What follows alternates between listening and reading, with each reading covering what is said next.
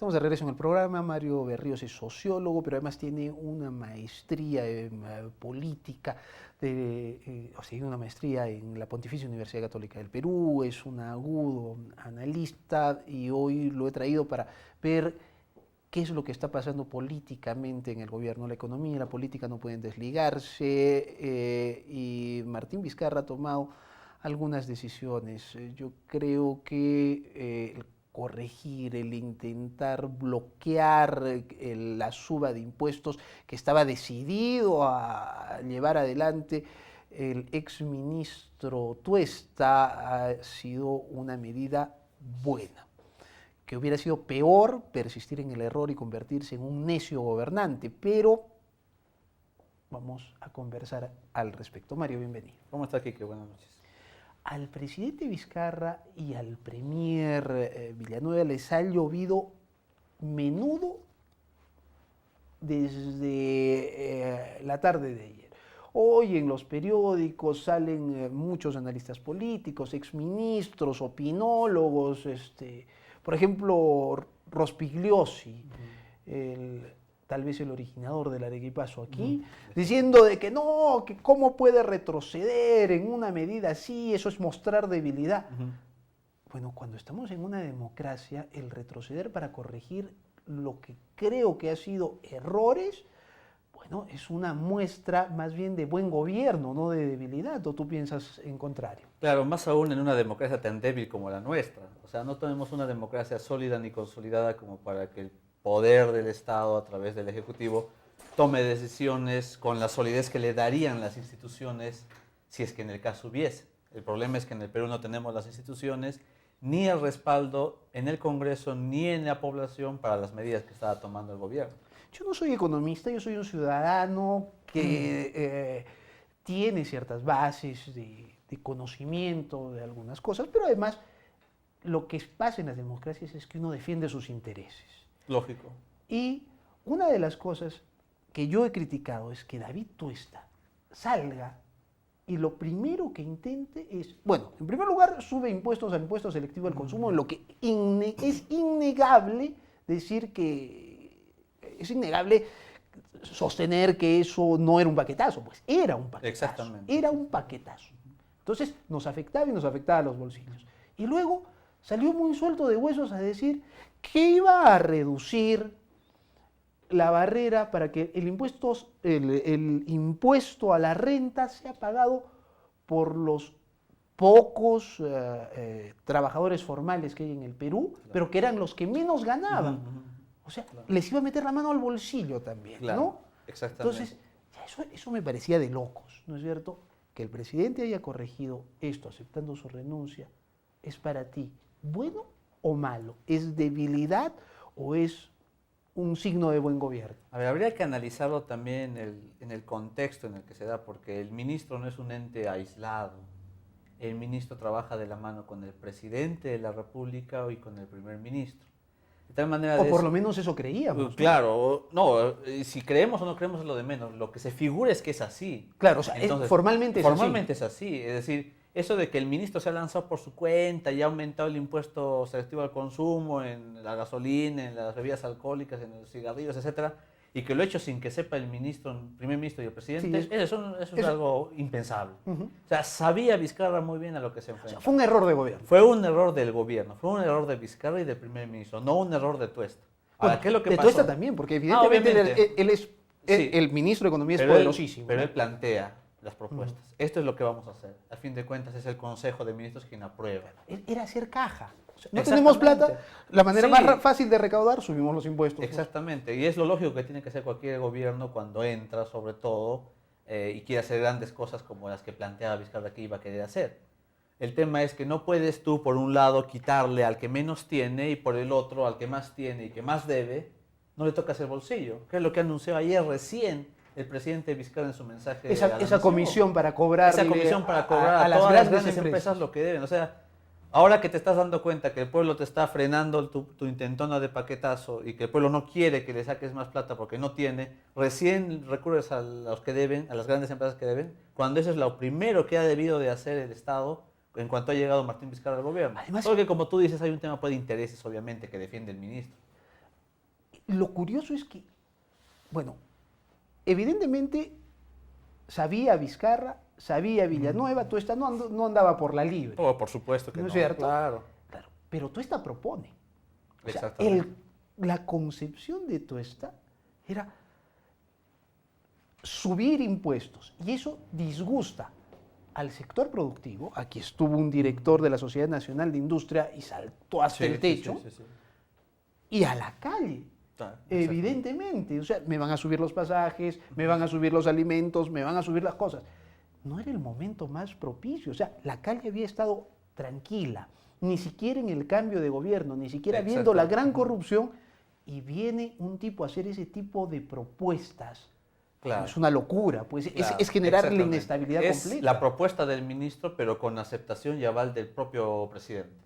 Por lo tanto, el pueblo lo ve no como la propuesta del ministro, sino como que el presidente ha aceptado esa propuesta. Corregir Porque te pueden venir con 1000 propuestas, pero tú como presidente es el que toma las decisiones. Entonces, Claro, si tú te se das equivocaron. cuenta que obviamente hay un error garrafal de Martín Vizcarra que lo ha tratado de corregir aceptando la renuncia del ministro de Economía el día de ayer. Y enmendándole la plata. Claro. Esa la enmendada ya fue hace una semana cuando quería aumentar el impuesto a la renta de los que menos Claro, ganan. dijo, no va a ser así, a los más pobres no. El primer ministro le dijo que no. Yo desde ese momento ya esperaba que el ministro dé un paso al costado. Y él no renuncia porque dice, bueno, no vamos a seguir con el impuesto selectivo al consumo. Sale a alguna entrevista al diario El Comercio y dijo, el gobierno no va a retroceder con el impuesto selectivo al consumo, y ayer retrocedió, entonces él renuncia. Ayer estaban en negociaciones con el Ministerio de Transportes y Comunicaciones Con posible el hombre de mayor confianza de Esmer Trujillo, exactamente, de de Vizcarra. Y que se supone que iba a iniciarse hoy día la huelga indefinida de los transportistas de carga pesada. Y de interprovincial. Interprovincial. De esa reunión, una de las conclusiones más importantes fue que la huelga se suspende y uno de los resultados fue la renuncia del ministro de Economía. Hablemos de política. ¿Qué era más importante? ¿Mantener al ministro, convertirse en un gobernante necio y no escuchar ni al sector productivo ni al pueblo, y mantenerse en sus 13 y decir subimos los impuestos, o hacer lo que hizo él? Tratar de evitar que la calle se mueva y ceder en el tema de impuesto selectivo al consumo con los transportistas. Ha podido ceder sin retirar al ministro.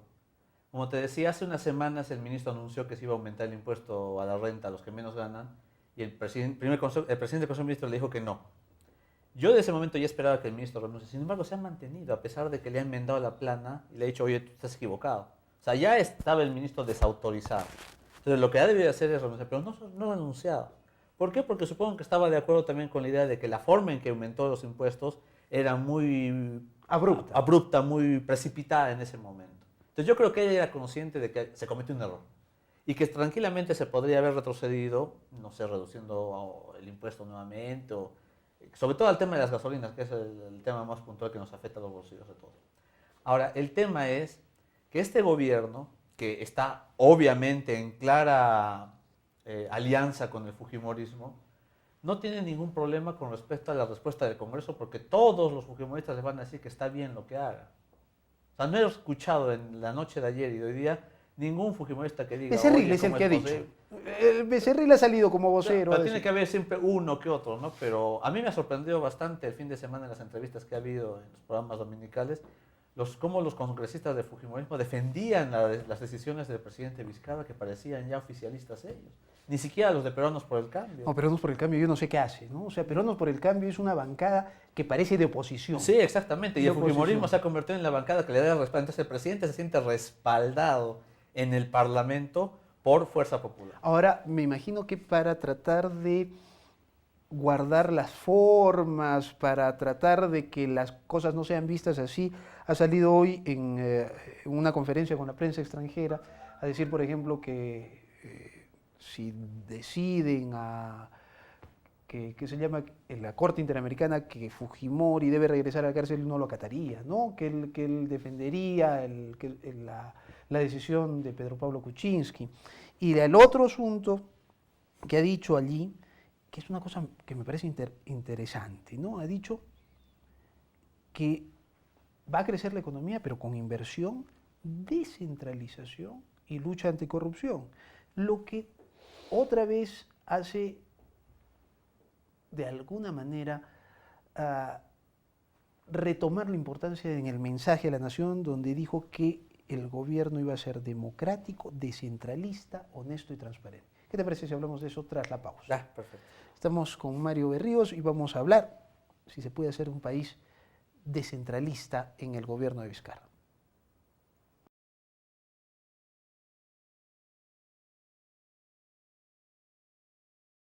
Seguimos en el programa con Mario Berríos.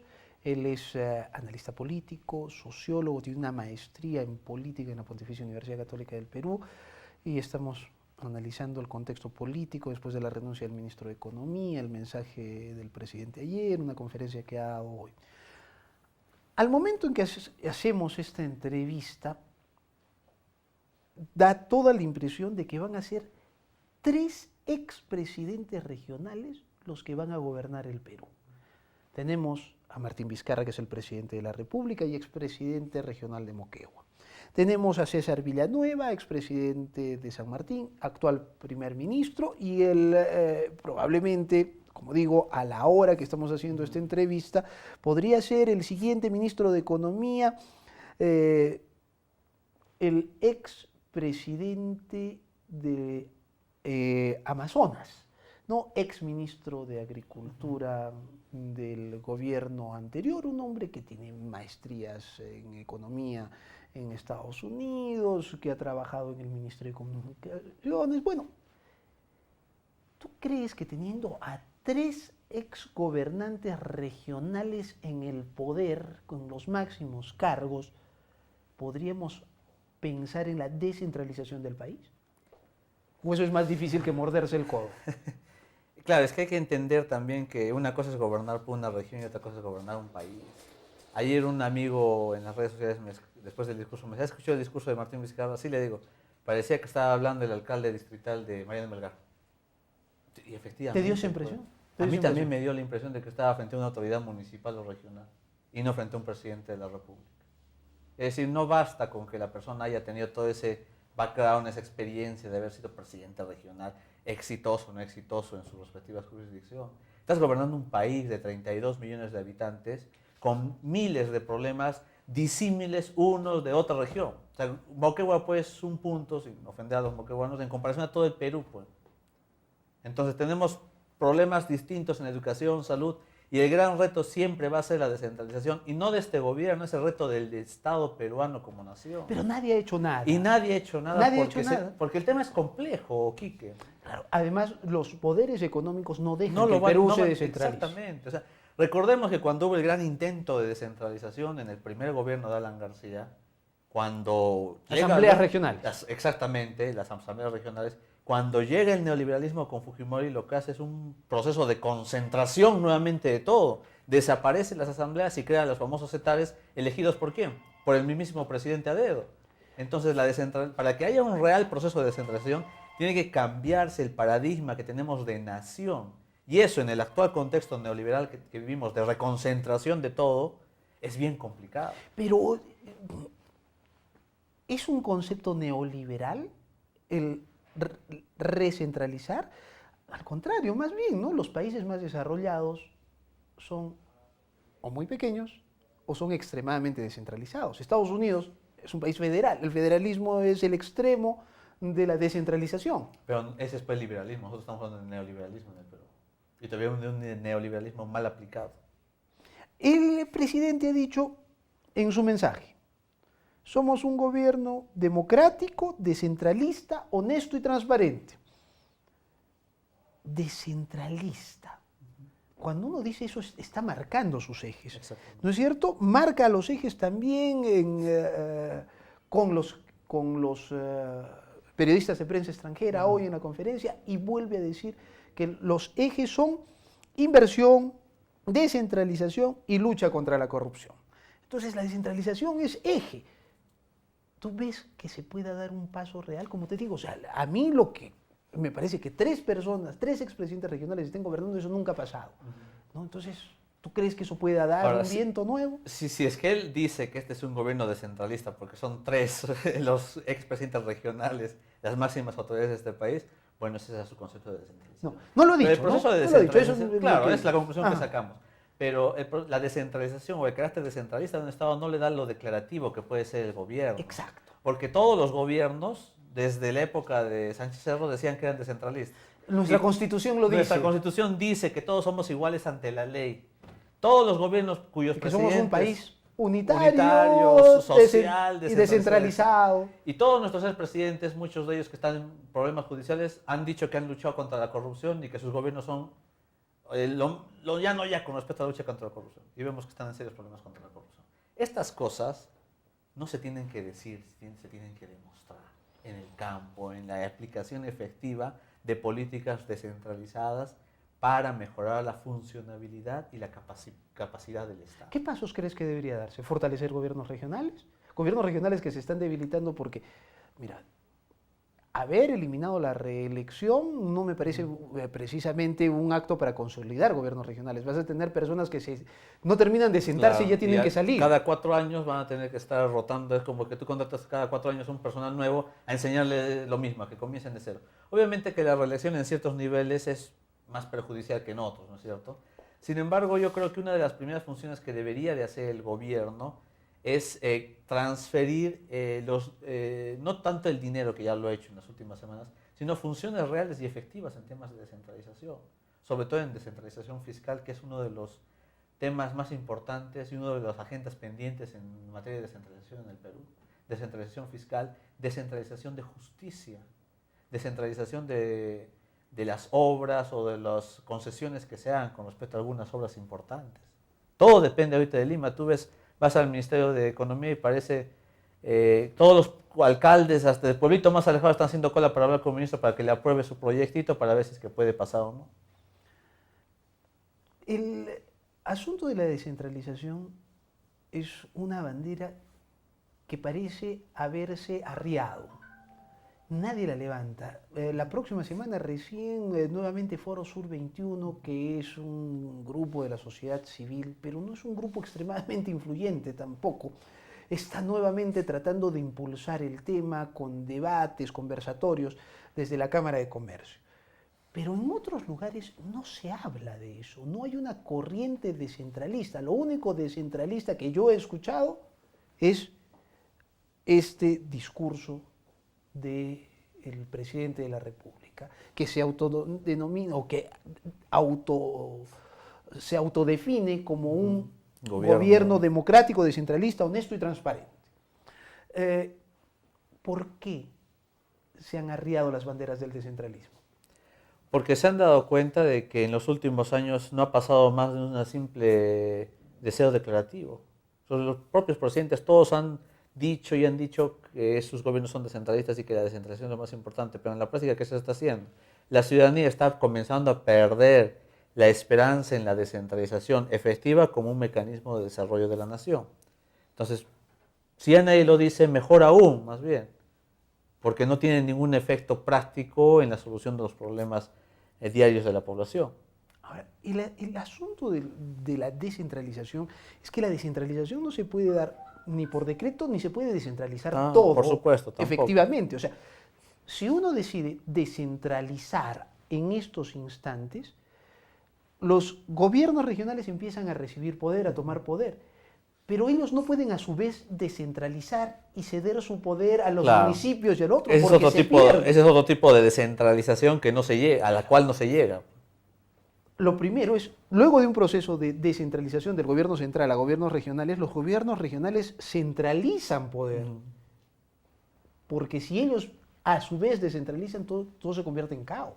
¿No es Por eso cierto? tiene que haber una estructura descentralizada, específica y bien organizada por parte del Estado. Porque claro, llega a tus manos como autoridad regional y no tienes a dónde porque no hay los mecanismos organizacionales para garantizar una mejor descentralización hasta los subniveles de gobierno, claro, todo se termina desperdigando como una masa sin forma.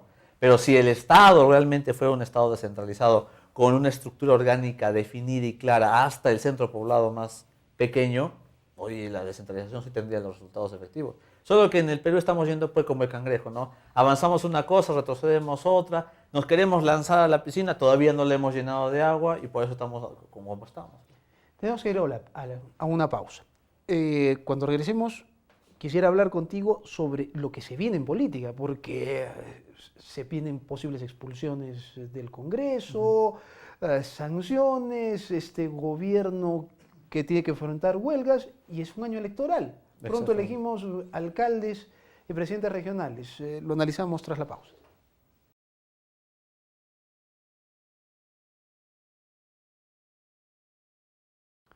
Estamos de regreso en el programa, sigo con Mario Berríos, analista político, sociólogo que tiene una maestría en política en la Pontificia Universidad Católica del Perú, es profesor universitario. Hablemos de lo que se viene en política, porque que no haya habido el paro del transporte no significa que no vaya a haber el paro del magisterio. Que pronto estallen de repente las reivindicaciones del sector salud, que claro, serían los asuntos más inmediatos, digamos, sí.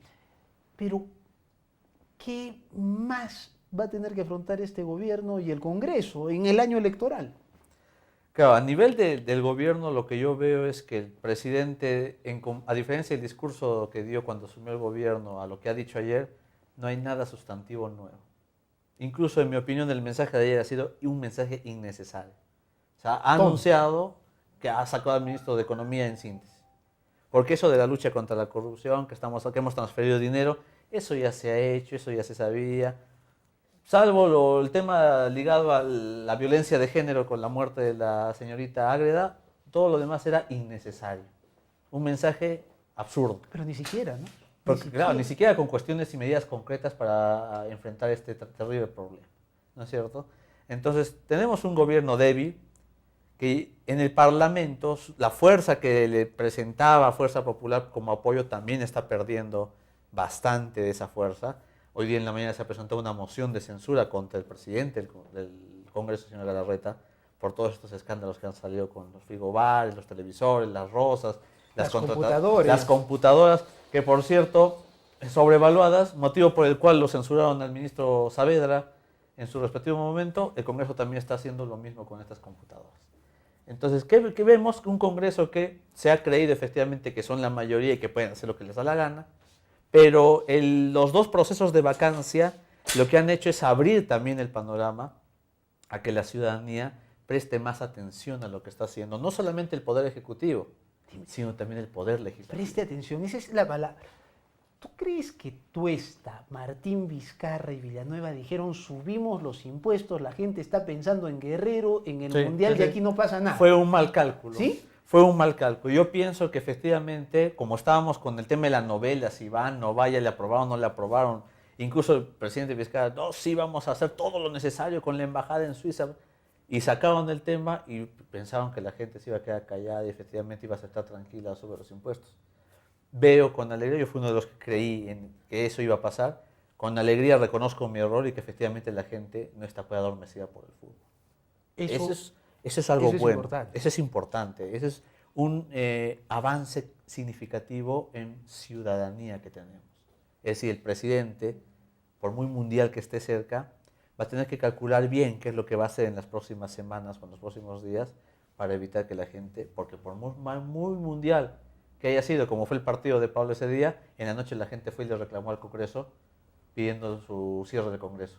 Con la muerte de la señorita Ágreda, a la misma noche fue al Poder Judicial a lanzarle piedras, etcétera, etcétera, por los crímenes que se están cometiendo contra las mujeres.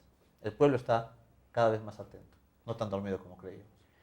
Hay una fuerte corriente nuevamente que pide se cierre el Congreso, como si eso fuera un juego de niños. O sea, hay gente que todavía piensa que un país se puede gobernar sin tener un poder legislativo. ¿Cómo ves el asunto? Claro, es que la gente lo ve así porque los propios congresistas no están haciendo nada por mejorar esa situación. O sea, parece realmente el Parlamento un juego de las fuerzas políticas. Pero eso es lo que hemos elegido, ¿no? Claro, es cierto, pero hay mecanismos también democráticos para poder solucionar los problemas que podríamos haber generado nosotros mismos como ciudadanos.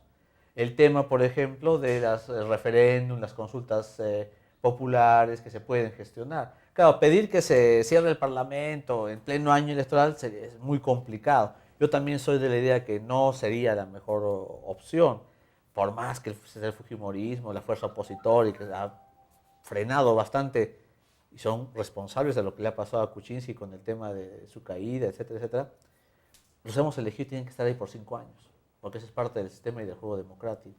Pero eso no quita, y eso no les da ningún poder sobre los demás para hacer todo lo que están haciendo ahora. Entonces la gente tiene que manifestarse protestando, reclamando por este Congreso que lo que está haciendo es manejar el país en contra de los propios intereses nacionales. Tenemos un presidente que por un lado imprime una política de austeridad. No quiero consultorías, que los ministerios gasten poco. Y tenemos por otro lado un Congreso que forma parte del Estado, porque es el Estado mismo también, igual que el Legislativo, que gasta 84,000 soles en rosas, televisores de 40 y tantas pulgadas para que sus congresistas vean su mundial, frigobares, se contrata personal que tiene un año con plazo indefinido con sueldos de 14,500 soles. O sea, ¿de qué estamos hablando? ¿Cómo ve eso la ciudadanía? Habría que ser bien tonto para creer que la ciudadanía va a estar de brazos cruzados aplaudiéndoles el festín que están haciendo en el Parlamento. El tiempo nos ha ganado. Pregunta final. ¿Tú crees que la calle puede agitarse en los siguientes meses y que puede hacer trastabillar este gobierno de Martín Vizcarra que recién se inicia? Ya lo hizo trastabillar ayer. Hizo que renuncie. ¿Pero tú crees que se pueden venir se más puede. protestas? Yo creo ¿Tú que crees sí, que el SUTEP CONARE podría aprovechar el asunto para generar desestabilización? Más aún teniendo en cuenta que estamos en el año electoral.